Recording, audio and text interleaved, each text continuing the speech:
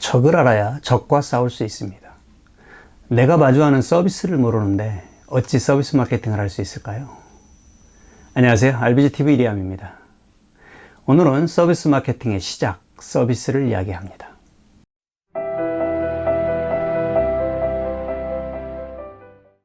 사슴을 쫓는 자는 숲을 보지 못한다는 말이 있습니다. 나무를 보지 못하는 것도 문제지만 숲을 보지 못하는 것은 마케팅에서 더 큰 문제죠. 우리는 마케팅에 대해서 4P 믹스, 7P 믹스, 그리고 STB 전략, MOT 전략, 3C 분석, 스와트 분석 등 수많은 마케팅의 단편적인 나무의 존재에 집중하는 경우가 있습니다. 하지만 밥을 하려면 쌀에 대해 알아야 하듯이 서비스 마케팅을 하려면 먼저 서비스를 알아야 합니다. 학계에서도 서비스의 정의는 다양합니다. 현대사회는 공급이 넘쳐나고 고객의 라이프 스타일이 변화하니 고객 니즈가 다양화되면서 서비스가 부차적 요소가 아닌 이제 필수 불가결한 요소가 되었습니다.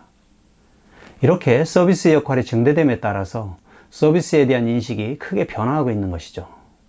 서비스 제공자는 소비자 욕구나 기대를 만족시키는 서비스를 제공하여 고객의 가치를 창출하고 이에 대한 대가로 수익을 올리는 것입니다. 그래서 서비스를 고객의 문제를 해결해주는 솔루션이라고 할 수 있습니다.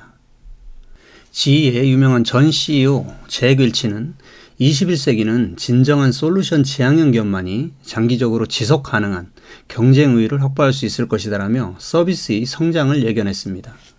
우리는 유형의 재화와 무형의 서비스를 통칭하여 프로덕트라고 합니다. 우리나라에서는 해석을 상품 또는 제품이라고 하고 있는데요. 여기서는 상품으로 하겠습니다. 경제학자들은 기업이 시장에 제공하는 상품을 분류하는 기준의 하나로 소비자들이 품질 평가를 하는데 어려운 정도, 즉 용이성에 따라서 세 가지 속성, 탐색 속성과 경험 속성, 신뢰 속성을 적용합니다. 탐색 속성은 옷이나 자동차, 가구처럼 구매하기 전에 눈으로 보거나 또 테스트해봄으로써 품질을 어느 정도 평가할 수 있는 용이한 상품을 탐색제라고 합니다. 경험 속성은 음식점이나 미용실과 같은 경우처럼 우리가 직접 경험해보기 전에는 품질을 평가하기 힘든 상품을 경험제라고 합니다. 신뢰 속성은 병원이나 변호사 업무처럼 전문 지식을 필요로 하는 경우 서비스를 받아도 품질을 평가하기 힘들어서 궁극적으로 전문가를 믿을 수밖에 없는 상품을 신뢰제라고 합니다. 그림에서는 상품 예시를 통해 탐색제와 경험제, 신뢰제를 보여주고 있습니다.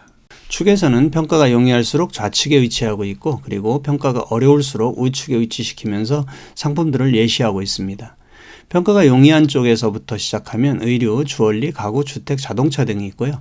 그리고 평가가 곤란한 우측에 있는 상품들은 변호사, 치과, 카센터, 병원, 진료 등이 있습니다. 그리고 중간에 위치한 음식점, 레저, 미용실, 유아원 등이 있습니다. 하지만 모든 상품은 이러한 세 가지 속성의 하나만을 가지고 있는 것이 아니라 연속선상에 있습니다. 모든 상품은 탐색 속성과 경험 속성, 그리고 신뢰 속성을 동시에 가지고 있다고 할 수 있습니다. 그래서 우리는 이러한 구분을 나눔의 기준이 아니라 정도의 문제로 이해해야 합니다. 여기서 우리는 서비스 상품들이 대부분 경험제와 신뢰제 영역에 속해 있는 것을 확인할 수 있었는데요. 정말 중요한 마케팅의 법칙으로 반드시 기억해야 합니다. 의료 서비스의 경우를 보면 우리가 병원에서 바로 눈으로 보고 판단할 수 있는 속성으로 의료 장비나 시설, 인테리어 등이 있습니다.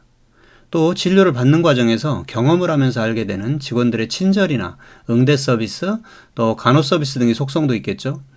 그리고 경험해 보아도 비교나 평가가 어려운 진료나 치료 행위 등은 의사를 믿을 수밖에 없는 신뢰 속성이라고 할 수 있습니다. 마케팅에서는 서비스 소비자의 구매 행동 과정을 3단계로 봅니다. 먼저 소비자 선택 과정, 그리고 소비자 경험 과정, 그리고 소비자 인게이지먼트입니다. 먼저 소비자 행동에서 말하는 소비자 선택 과정은 욕구 인식, 정보 탐색, 대안 평가, 구매의 절차를 거치게 됩니다. 두 번째로 소비자 경험 과정은 서비스 제공 과정에서 소비자가 어떻게 경험하느냐가 만족도와 재구매 의도를 결정하게 됩니다. 그래서 우리는 서비스에서 MOT를 강조하고 경험이 곧 마케팅이라고 하는 것이죠. 세 번째로 소비자 인게이지먼트는 기존의 재방문이나 반복 구매와 같은 충성도와는 의미가 좀 다릅니다.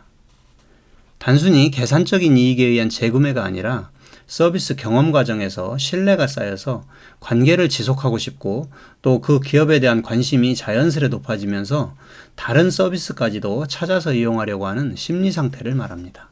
예전에는 정보의 비대칭 관계에서 기업이 개인보다 일방적으로 많은 정보가 형성되어 있어서 광고나 소문을 접하게 되면 소비자는 사실 여부를 파악하기 어려웠습니다. 하지만 디지털 시대로 들어오면서 코치 트래킹이 일상화되면서 여기서 코치 트래킹은 별다른 목적 없이 폰이나 노트북 등 인터넷 등을 서핑하며 정보를 습득하고 있는 사람들을 가리키는 말인데요. 이러한 일상 때문에 이제는 정보의 투명성이 확대되어 충성 고객의 확보가 이전보다 훨씬 어려워지게 되었습니다. 그래서 서비스 과정에서 소비자들이 긍정적인 경험을 하게 하여 관심을 높이게 되고 또 자발적으로 우리 제품을 신뢰하여 확산시킬 수 있도록 노력하는 인게이지먼트가 부각되게 된 것이죠. 의료 서비스를 이용하는 소비자는 질환별 특정 서비스 상품을 가지고 선택하기보다는 병원의 브랜드로 선택하는 경우가 대부분입니다. 때로는 맹목적이기도 합니다. 어떤 환자분은 진료과나 전문의도 무시하고 오직 한 의사만을 신뢰해서 찾아가기도 합니다. 그래서 의료 서비스는 상품 브랜드 마케팅이 아닌 전사적인 서비스 경영이 곧 서비스 마케팅이 되어야 합니다. 사실 현실적으로도 의료 광고 관련 법률 때문에 개별 서비스 상품 마케팅이 쉽지도 않습니다. 이러한 서비스 속성 때문에 병원이나 서비스 기업의 의사결정은 제조기업과는 달라야 합니다. 제조기업이 강조하는 내부적인 효율성보다는 고객관계에 초점을 맞추는 외부 효율성을 강조해야 합니다. 이러한 경영을 고객지향적 경영이라고 합니다. 병원은 마케팅 수행 도구인 마케팅 믹스 중에서 아주 중요한 가격이 자유롭지 못합니다. 그래서 원가를 중시하는 내부 효율성보다 고객에 초점을 두는 외부 효율성 중심의 경영 전략이 더욱 필요한 겁니다. 그런데 현실은 어떤가요? 병원에서는 내부 효율성을 강조하여 적은 인력 운영이나 진료과 통합 등 인력과 관련된 전략적 결정을 내리기 쉽습니다. 그러나 이러한 결정은 고객 입장에서 보면 품질 지각을 악화시키고 여기서 불만족을 경험한 고객은 이탈하든지 아니면 인게이지먼트가 감소하게 됩니다. 병원에서 내부 효율성에 가장 큰 영향을 주는 것이 인력인 것은 분명합니다. 역으로 인력은 핵심 상품인 의료 서비스에 가장 큰 영향을 주는 요인이기도 하죠. 그래서 이 두 수평선 사이에서 해법을 찾는 경영 전략이 절대적으로 필요합니다. 원장님들, 관리자님들, 지금부터라도 매일 보고받는 통계의 순서부터 바꿔보시면 어떨까요? 검사 건수가 얼마인지, 과별 수익이 얼마인지를 우선하기보다 어떤 고객분들이 어디서 얼마나 왔는지에 대한 내원 고객 분석을 시작으로 하여 또 서비스 과정 중에 고객분들이 불편함은 없었는지, 직원과 갈등은 없었는지 VOC, VOE 관련 자료를 보고서의 맨 위로 올리는 것부터 시작해보면 어떨까요? 대부분의 원장님들은 우리는 고객지향적 서비스, 고객 중심 경영을 한다고 얘기합니다. 하지만 정작 정책이나 전략에서 고객지향을 일관되게 고민하는 병원이 많을까요? 여러분의 병원은 어떠신가요? 오늘은 서비스를 이야기하였습니다. 많은 구독과 시청은 더 좋은 정보로 더 많은 영상을 만드는 데 큰 힘이 됩니다. 시청해주셔서 감사합니다. RBGTV 리암입니다.